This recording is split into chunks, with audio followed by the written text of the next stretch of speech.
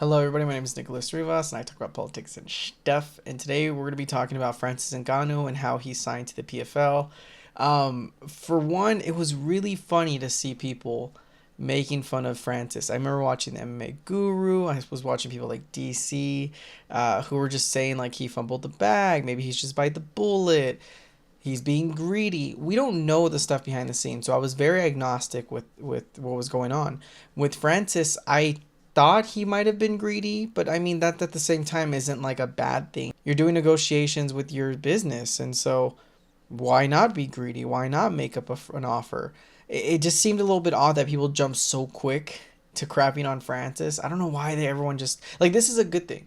This is a good thing if Francis is to succeed and he signs a lucrative deal outside of the UFC, then bam, we can break this monopoly that the UFC has on MMA. Like the MMA community should care about this, but then again, it's the MMA community. We're pretty fucking stupid. I imagined Francis was working on a deal. I didn't think he was completely shooting himself in the foot. Now I think there's a few factors to here. Like the deal itself is good, but it's the contingencies that really make it go, whoa, this is what the UFC was holding back for Francis. So in the article and what was broken down per Francis's people and PFL, they're stating that he has a 7-figure guarantee and the contingency, his opponent will have a 7-figure as well when fighting him. So he's looking out for other fighters. And again, this is just, I can't hate on Francis. The guy seems to be doing what is best for fighters.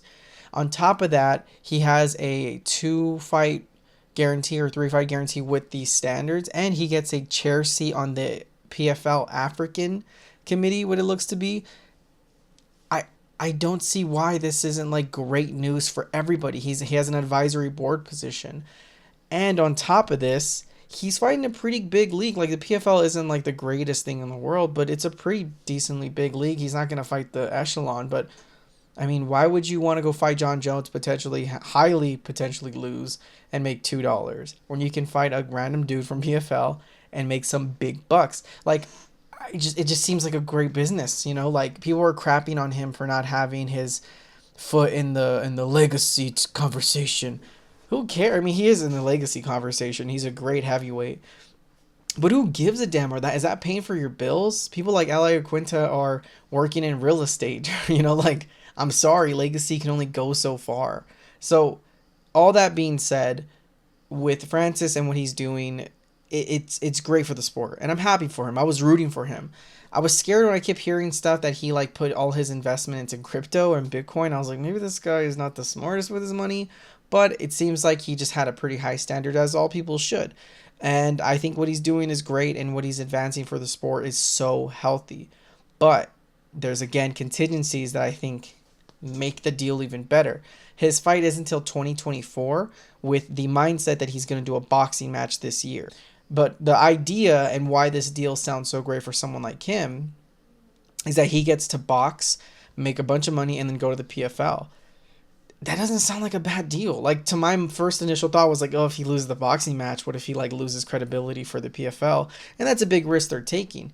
But the thing that got me was like, you know, he can make $1 billion in this fight with Deontay Wilder and then go to PFL, make another buck, and still ride that kind of like, even if he loses, which most likely is going to happen, he's not a boxer, but if he is to box, you know, and he loses, it's not like McGregor's money went down. People would be interested to see him. Now, is he the biggest star power? Is he McGregor? No.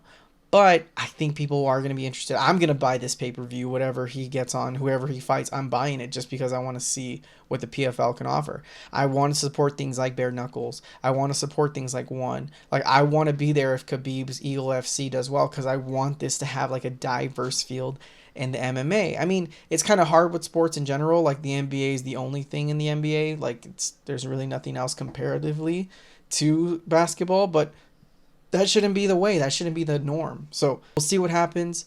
I'm excited. I want to see what Francis brings to the table. I want to see what PFL brings to the table. I'm excited. And I'm rooting for Francis. I think this is healthy for the sport. This is going to put people in the UFC like on the hot seat. Like they have to be competitive with other leagues and pay their people more. Give them more opportunities. Give them sponsorship deals. I think that was another contingency of the PFL thing was that he has a sponsorship deal. He is making more money than he ever will of UFC. And he got to retain his belt. He looks like the champ in all this. I'm rooting for him.